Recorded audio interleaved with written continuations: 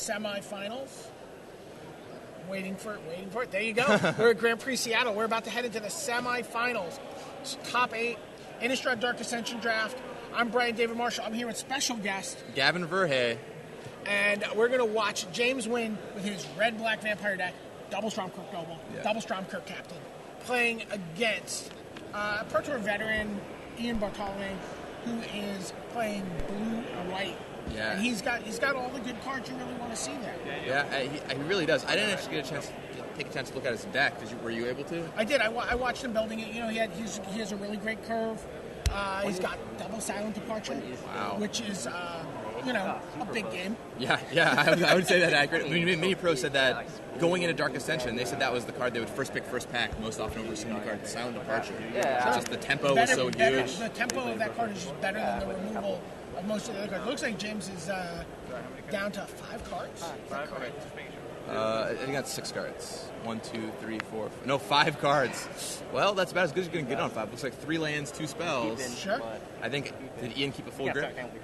That certainly looks like a stack of 7 there. Yeah. All right, James leads off with a mountain.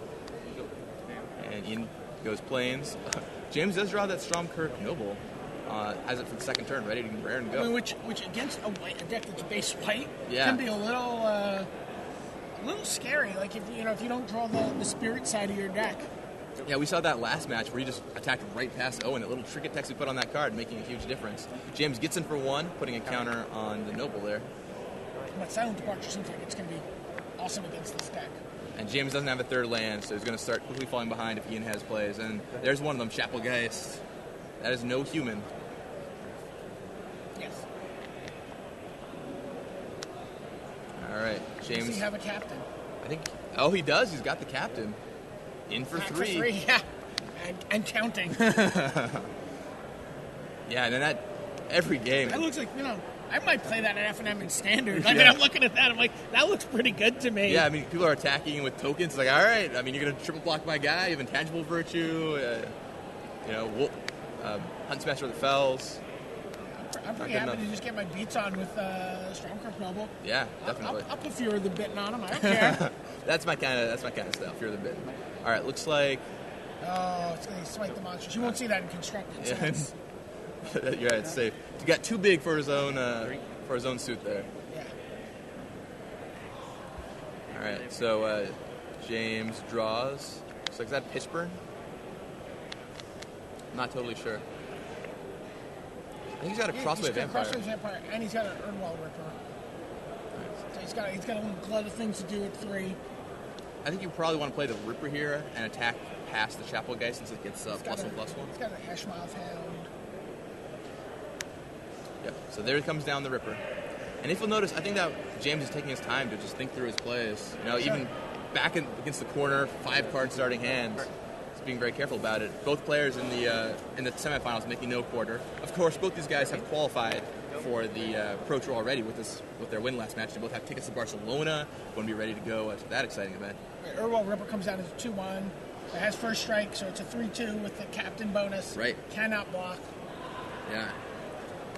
Ian's like, well, I'm not doing any blocking, getting with my Chapelgeist. If you're not blocking, you better be attacking. Mike Turian said the other day, attacking is just better blocking. So. Giving that advice. Midnight Guard and that Bonds of Faith comes on the Ripper. So Ripper locked up. Let's see what James draws here. Finds another mountain. Now he does have a Geistlim in his hand. What he can do is attack, stack for strike damage, or have first strike damage happen, then Geistlim away the Midnight Guard if he's so inclined. He also has a Crossway Vampire. I'd be pretty inclined. Well, he does also have a Crossway Vampire. He can just slam down, get another body onto the table, and swing right past that Midnight Guard. All right. James getting in. Ian instead, he can blocks. also play his. Yep. Guy slams it away. Play his Ashmouth Hound instead. Fortify his board. Unfortunately, not a vampire, the Ashmouth Hound. That's fine. But 2/1 blocks or attacks through Chapelgeist. So that does a lot of work. That card. That's a card I see coming late in Innistrad drafts. Yeah. No one really respects it, but a 2/1 for 2 with upside. With a really, really good ability. Yeah. I think people underestimate how many X1s there are in this format. They're just, You know, the power toughness is so huge. There's a lot of X1s and a lot of 3 toughness guys. It's not even just the X1, right? It's like being able to attack up the curve. Yep. Right? So you can just attack into a chopper race. You're like, I'll trade. Yeah. Yeah, I'll trade my 2-mana card for your 3-mana card, right? Yeah. Especially because 3 toughness is a huge hump in this format. That's why like the Fulia Sea Sky is just so good. Yeah. And in this particular instance, you can see it on the board. You can attack it right into that Chapelgeist and have no fear.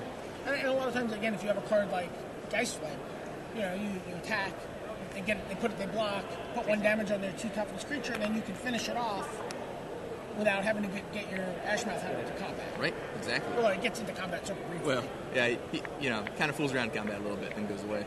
Chapelgeist comes in, drops James down to 16. So what are you thinking about here? Your opponent passes the turn, they're blue-white, 6 mana mana open. It's like the double rebuke.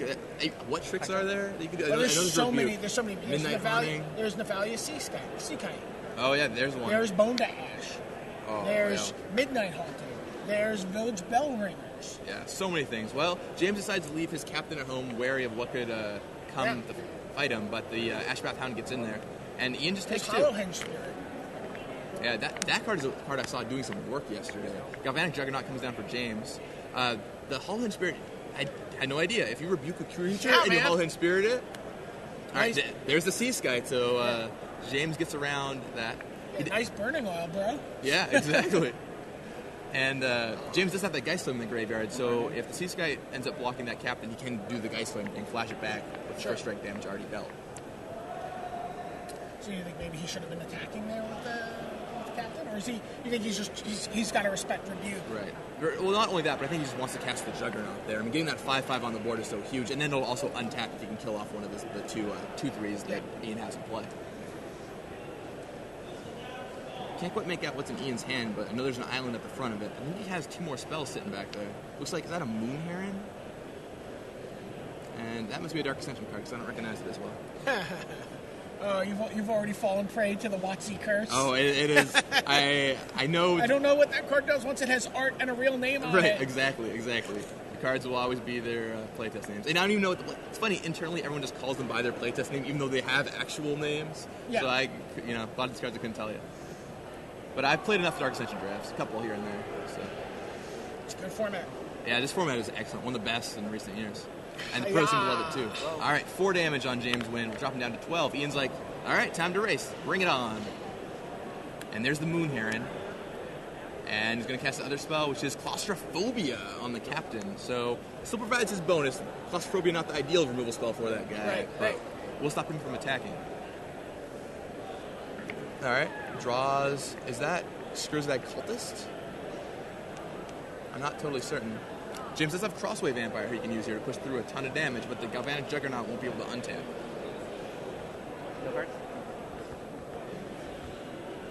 James looks like he's doing some math. The old finger pointing on the board.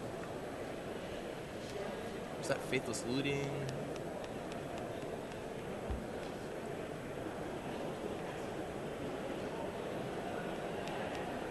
Juggernaut makes it a little easier. You know he's got to attack. It kind of forces your hand a little bit.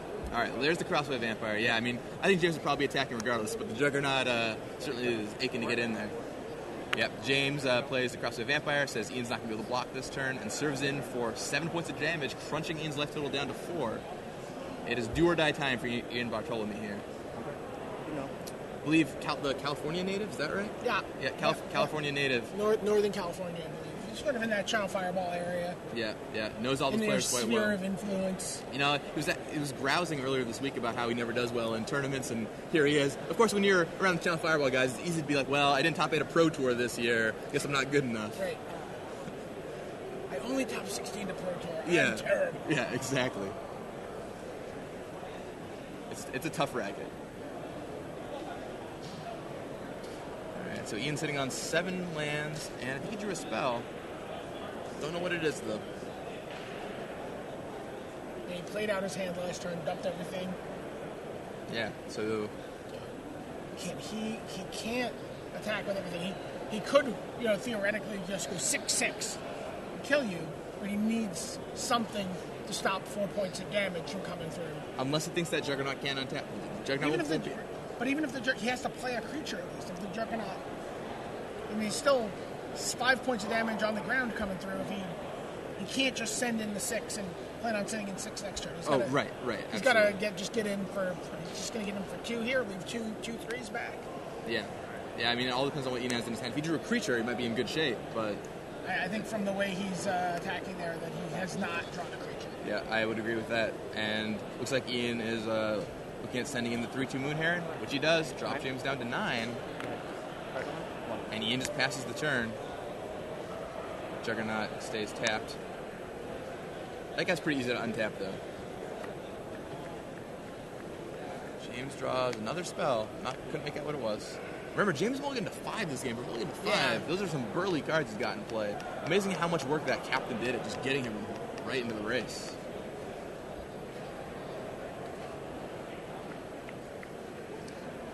I think he might have drawn Harvest Pyre? Harvest Pyre, I believe that. He cast that against Owen to knock him out of 1 game. All right, Faithless Looting. Faithless Looting, okay. All right, and Ian says okay. Draws 2 cards. He sees Mountain and the Stormkirk Noble. Looks like he's going to discard the 2 cards he freshly drew. That does look like a Harvest Pyre, so kill one of your 2 blockers. Get in with everybody. Untap my Juggernaut. Wow. Yeah, that is a beating. Untapping the Juggernaut. I'm sure he's worried about Ian having a counterspell, but I think you just have to go for it. Counterspell, having some sort of rebuke or whatever. Faith's Shield. Oh, Faith's Shield. So good. Now, he does know Owen has 2 of the Faith's Shields. So, I don't know how many there could be in the draft, but certainly something you got to play around. So he's thought about it. It's down to that 1 card in his hand, doing the finger calculations. Either that or it's just a nervous twitch. Yeah, 1 of the 2. Sometimes I would do that in PTQs just to make my opponent think I was counting when I actually wasn't. Here it goes. It taps the 2 mana. All right. Time for the Harvest Pyre. What is it that Ian drew? I think you just got to go for it.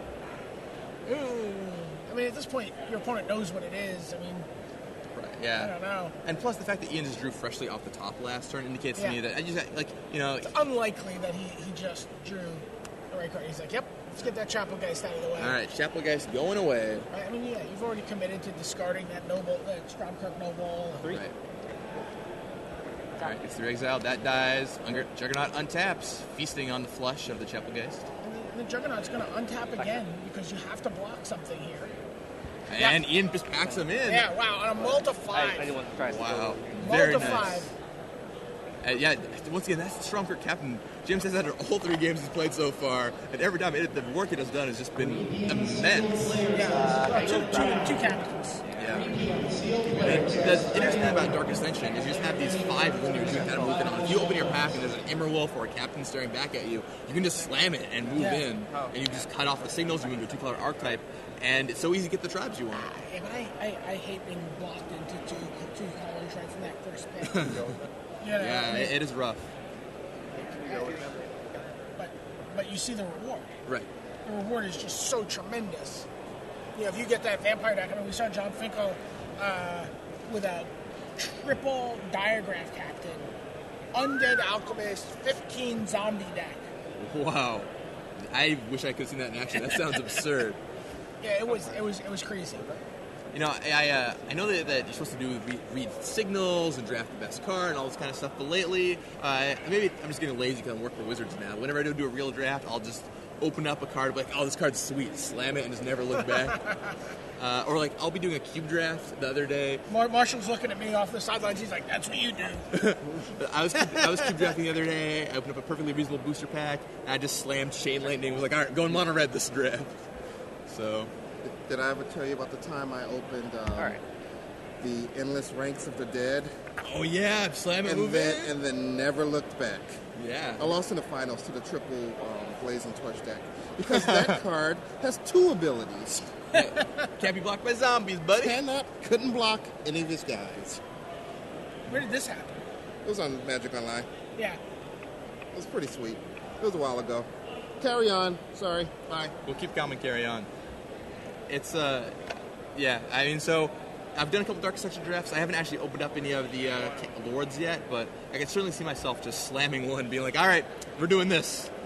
Time to go on the rails. With R&D, we call strategies like that going on rails, because it's like you make your decision, your picks start to become a little binary, and you end up with a powerful deck, but you lose some flexibility.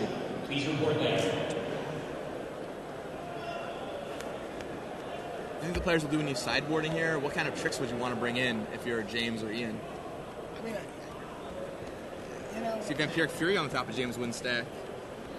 You know, Ian had, he was a card he really wanted to play. He said he had about 10 vampires. He's like, do I want to play this? I don't know.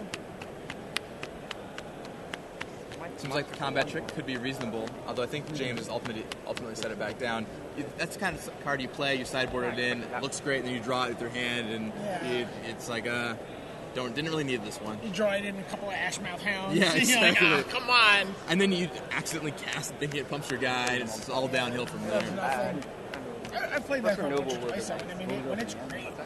Yeah. I mean, when it's good, it's good. And, it gets a lot of extra value from the fact that nobody ever plans for it. Yeah, that's totally true. I was talking with Marshall earlier, and I feel like a lot of the strength in Innistrad Dark Ascension drafts comes from being able to use your late picks well. You know, you fill out the first 18, 20, 21 cards of your deck, but those last 2 cards, what are the kind of mediocre cards you put in there? Sure. Well, we were watching Ian build his deck, and he was playing with Saving Grace. He had Saving Grace. Oh, neat. And it's a card that, we've not really seen people play.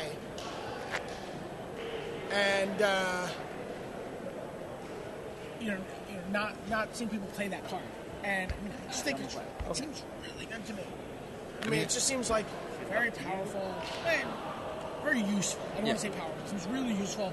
There's a lot of opportunities for synergy with, some of the blue-white cards that have 187 effects. When they enter the battlefield, they destroy something. But it's also just really good against your opponent's removal. Right, yeah, against removal. It also just you gives... have something like a SeaTac. Like, sometimes it's like, you're like, you flash it out, and then you attack the next turn, and then they attack, and then you pick it back up and flash it back out. What odds has got another one? Well, turns out it was right there all along. It's, the thing about a card like that is it just gives the best players more utility. It's, the players who are good can use a card like that in all kinds of creative ways to just get extra value out of every spell they draw. And the flashback doesn't hurt either. So the players both keep their 7s. Ian Ian just goes, when his opponent doesn't play a turn 1, Stormkirk Noble. So Ian plays the turn 2 2-1 that mills 2 cards. Screeching Scab. Bashes for 2. Looks like he mills a Silver Inlaid Dagger and a Planeswalker. Nothing too exciting. Down comes Shriekgeist, but Ian's stuck on 2 lands. No third land for Ian Bartolomei, and this is exactly the way we saw Owen Turtenwald go out in the semifinals. Sure. We don't count Ian out yet. The 2 cards he has are certainly pretty reasonable. Although the Ripper gets in there, trades with the Mindshrieker. The Ripper's certainly not quite as good without the Captain Backlund. Alright, James down to 16 off that bash from the Scab. See a Juggernaut in James's hand, and that's what comes down here. 5-5. Still no land for Ian Bartolomei here. But his Silence Departure gets his opponent to 14. Boom! Kind of a time walk. Still, those 2-point points just aren't going to be good enough. Ian has to find some more action. Juggernaut comes down again, and James plays out his 5th land. How high does James' curve go? Does he want to be holding his lands for Faithless Looting? Or? I think he probably does. I don't think it goes higher than 5. All right, Sensory Deprivation on the Juggernaut will hurt James, but Ian still can't attack that turn. Although the Juggernaut has to attack this turn, so he'll be getting in for 2. Looks like James is James Faithless Looting. You just drew the Faithless Looting, so great question. It's always that moment, after, the turn before you do it, you're like, it's probably not going to matter, and then you draw it. Oh, actually, I think he goes as high as 6. He's got Vengeful Vampire. Oh, Vengeful Vampire. Nice. 6-drop Undying guy. That guy's rough to deal with. Another card Marshall and I were talking about this weekend is like, it just seemed super unimpressive when we looked at it on display. It reads really poorly, right? Yeah. It's like 3/2 flyer for 6. Yeah. But Undying is so unbelievable. Yeah. Right? It like blocks one of the blue white's flyers, comes back for more. Yeah, exactly, and that's exactly the idea that it tussles twice. Yeah. Double tussle is actually the key word for Undying. Double tussle. Or just I'll get really at the guys back in Renton for the next time we do Undying.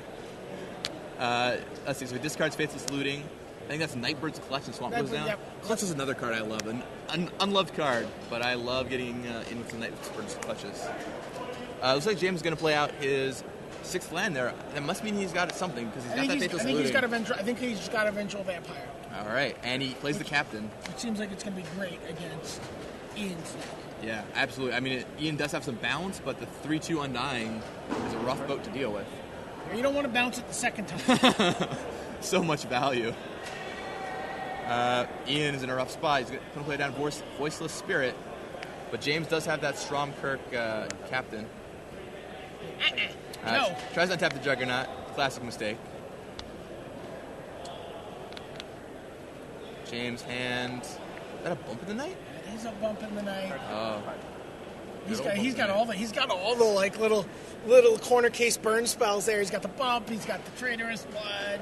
Yeah, we saw that Traitorous Blood get Owen stole a dearly departed, ending the game. All right, and there's the vampire, the guy we were just talking about, the 3-2. Voiceless Spirit makes that guy a little awkward, Well, though. except he lands as a 4-3 first strike. Right, He's a vampire. Right. That is definitely true, unless Ian's got an answer. A Dungeon Geist will lock it down. Now, that is a good answer to a Vengeful Vampire. Yeah. James is going to want to get rid of that Geist as soon as possible. In for 2 with Voiceless Spirit. Drops James down to 12 life.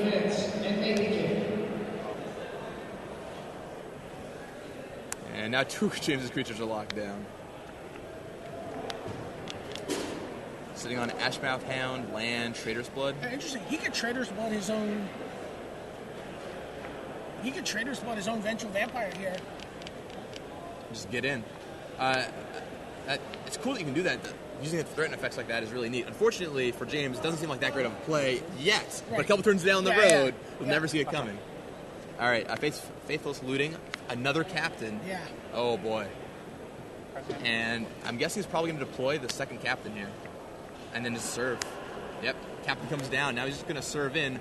Ian has no profitable blocks. If he blocks with both of his creatures, he can kill off the Geist, and then let's take 2 damage, but the guy's a 3-3. So, no good blocks for Ian here. Probably just taking 3, dropping to 15. I got you at 12. Life total 12, James win in 15. Board state is Dungeon Geist locking down the Vengeful Vampire, 2-1 Voiceless Spirit, and a 2-1 Scab. Galvanic Juggernaut tapped with Sensory Deprivation, and then, of course, the 2 captains on James' side. James has not gone a game without playing those captains yet. Yeah. Well, again, it's great when you have a card like you think about a red-black deck traditional, right. And the idea that you're like draw my card, play my card, draw my card. Faithless Looting gives you a lot more. You see so many more cards in your deck. You have all the velocity that a red-black deck never has. Right. Yeah. Giving red looting. I mean, it's something we haven't done in the past and started to do here, and it has been certainly powerful and limited. I've talked about a lot of limited players just absolutely love that card. I think it's way underrated. There's a silent departure. All right, so one of the vampires will depart temporarily. And is Ian just looking to race here, getting for 7? Yeah. All right, munches James' life total down to 5, and James is between a rock and a hard place. You really needed that Vengeful Vampire. You just untap it to block now. I think that's exactly a perfectly reasonable play. Wonder if James sees it.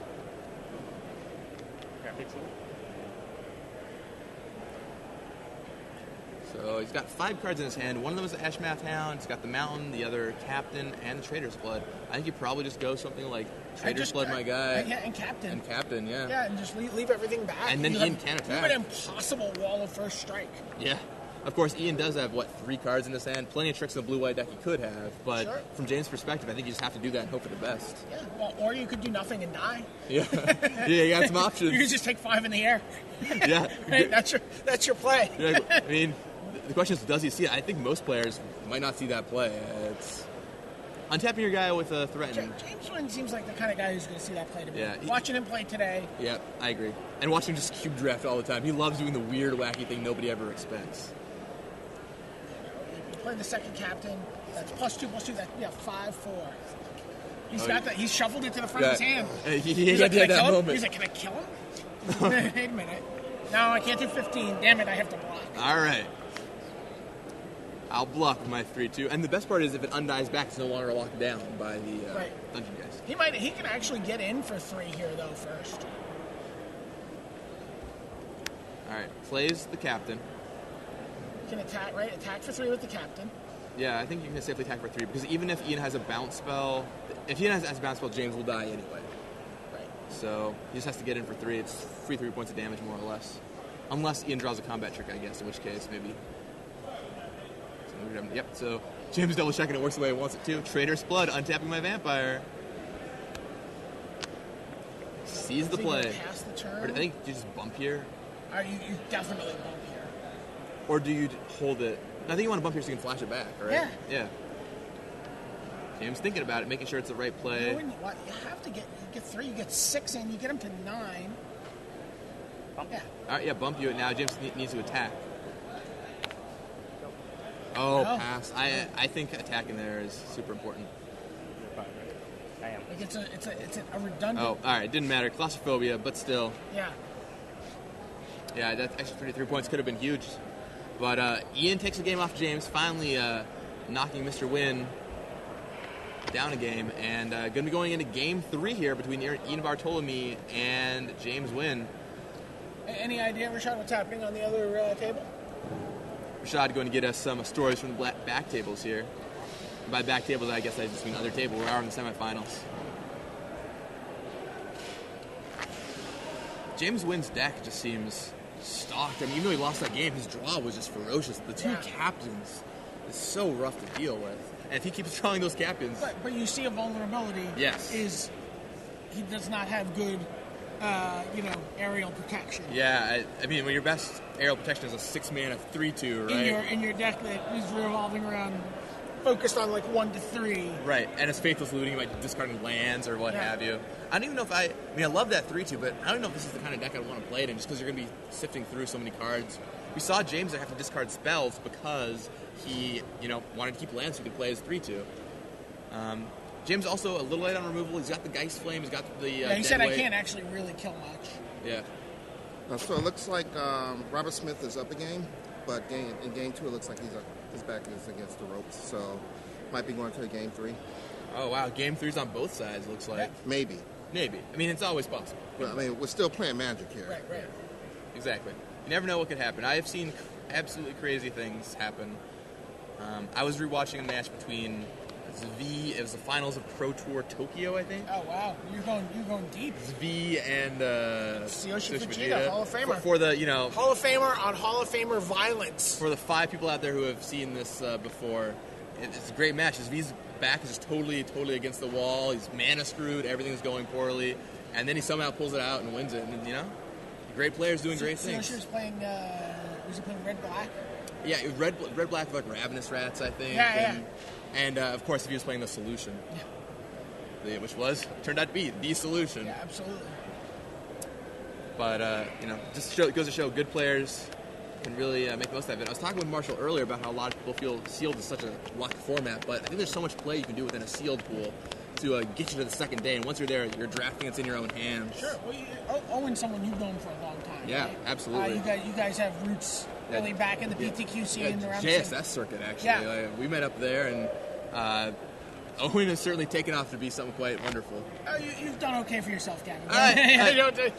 Don't try to drop some modesty in there. You've done okay. All right, I am pretty awesome, but Owen Turtenwald, certainly a player, knows what he's doing. Player of the year, of course, last year, and I've known him for a long time. And just watching him play, he is phenomenal. Talking to Sam Black. Sam Black said, nobody is probably he can't think of anyone who has XO'd as many sealed deck day ones as Owen. Yeah, and he said, and I can't think of anyone who has played as many daily sealed events on Magic Online as Owen. He's like, I don't grind daily. Sam Black, who just plays everything, he's like, I don't play sealed deck online. Right. I play drafts. Right, exactly. And I do 8-man drafts. He's like, Owen has more experience with sealed deck than anybody. And then when you look at him, posting better results in his channel Fireball teammates and sealed. Right. Do you know what I mean? Like continually getting these kind of XO results.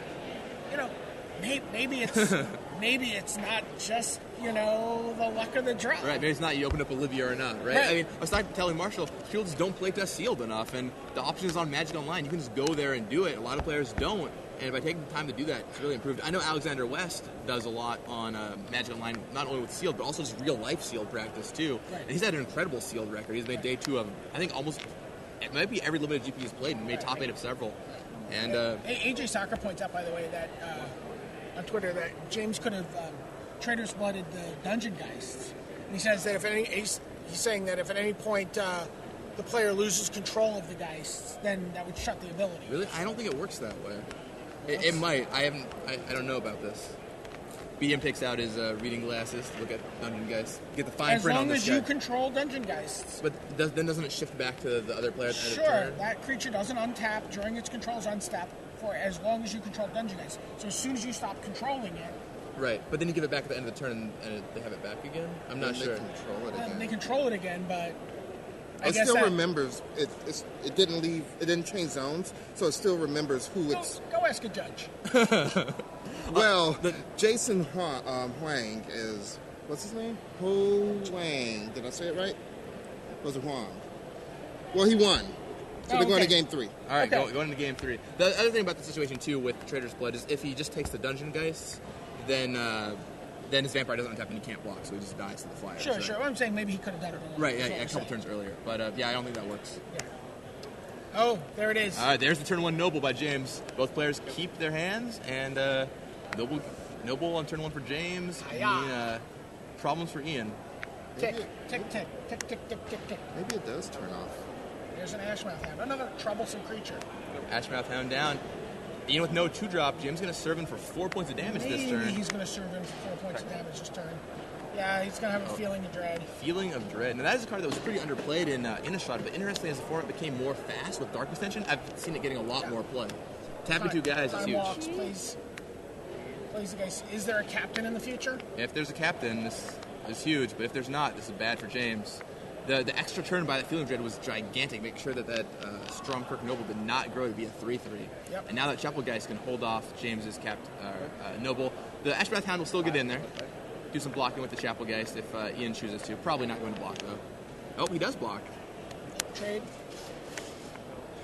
All right, James plays his 4th land and just passes, though. No drop. I think his hand is lands and Geist Flame. I think he probably kept the hand that had the Ashmouth Hound. Oh, Grasp of Phantoms. Ooh, rough. Set that back. Marshall and I talked about that. We were talking about the deck, like the silent departures and the Grasp of Phantoms seem so brutal against the Stormkirk Noble. Yeah, I entirely agree with that. It sets it back, and plus, just the tempo against the beatdown deck. Not even just the Noble, but just the tempo is huge. All right, well, Ian still has no play on turn 5, although I'm sure James is a little worried about Nefalia's C-Site ruining his day.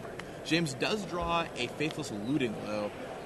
Looting could be a great card here to filter out some of those lands into spells. A captain could get him right back in this once again. Yeah, by the way, people checked on Gatherer and said, yeah, AJ's right there. Once you lose control of it for even a second.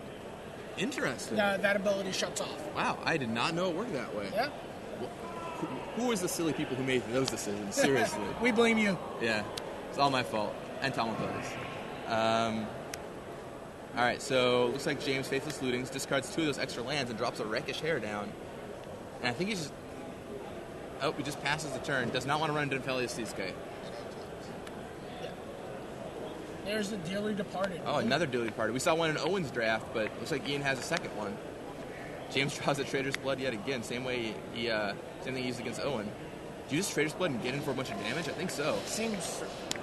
you get 2 counters on your Noble, a counter on your Heir. You get in for 5 there. Right. So this is one of those turns. It's a big damage swing, but still going to be rough for James just because the 5/5 on Ian's side is huge. Sure. And James does not have a good way to deal with the 5/5 outside of Trader's Blood. We saw Nightbird's clutches in his Crossway deck Vampire. earlier. We saw Crossway Vampire. There's a lot of things at the top of his deck can yield. Yeah, that's absolutely And again, true. he's got a Faithless Looting in his yard that he can flash back. Shift out some of those lands, try and find some action. Or even drawing a 3rd card in the sense that, getting a Nightbird's clutches and putting it in his yard Right. where he can flash it back on a big turn. Yeah. All right, looks like Ian's going to get in for 5 with the Dearly Departed. Not sticking around to block. Yeah. Ian is not going to Fearless. Ian is not going to be dearly departed anytime soon if he feels like he's safe here. Sensory Deprivation on the Stormkirk Noble will shut that guy down from dealing damage. And just the hair left. Or the air, I suppose. James draws... Looks like his hand has 2 lands and Geist Flame. Good time for Faithless Looting. And I think if you're James, you probably just have to get in here. I mean, your guy beats a Seascape, and you can't afford to just take hits of 5 every turn. Yeah. So he draws Dead Weight. Okay. That can help shrink the Dearly Departed. we're also getting very close to Ian being able to flashback that grasp. Yeah, and that'll really set James There's back. still 2 silent departures lurking in his deck. Yeah, all that tempo is gigantic, and that's what the blue-white deck in this format plays so well. Not only does it have the flyers, all kinds of 3-cost flyers that have 2 power, Windrakes more or less, but it also has all the tempo that you need too. Griptide too is another card we haven't even talked about. I don't know if it's in Ian's deck, but that card is phenomenal. Yeah. I have used Griptide so many ways. As I learned yesterday, it prevents yourself from decking if they try and deck you. You can always Griptide yourself. Very versatile. All right, so it looks like this card's a Nightbird's Clutch. Look at that. Nightbird's Clutch, that's a card Billy Moreno loves. And plays a flip card, might be... Hey, what? You were on the payroll. Sorry, excuse me, transformational card. What do they call it? What are we calling these things? Double face card. Double face card. Double face card. Your bosses are listening. Yeah, I think it's okay. You're going to be called into brand tomorrow. You don't understand. These are not flip cards. They're no Juicy Apprentices. But what is a Juicy Apprentice, really? All right, Dearly Departed smacks James down to 5, and down comes a Voiceless Spirit. Ian Bartolomei sitting at 8. It has Village Ironsmith down for James. The guy that transforms into 3/1 first strike. Yep. All right, draws. There's the captain. And he's got that Geist Flame to fight the Voiceless Spirit. So he's going to dead weight the Voiceless Spirit. Interesting. I'm going to see if the Geist Flame for the damage. Has James done the math here? Is that Geist Flame crucial to dealing the last 2 points? I think he wants to play the captain. Yeah. He can go right. He can drop his opponent. Oof. All right, James at 5. Ian at 7.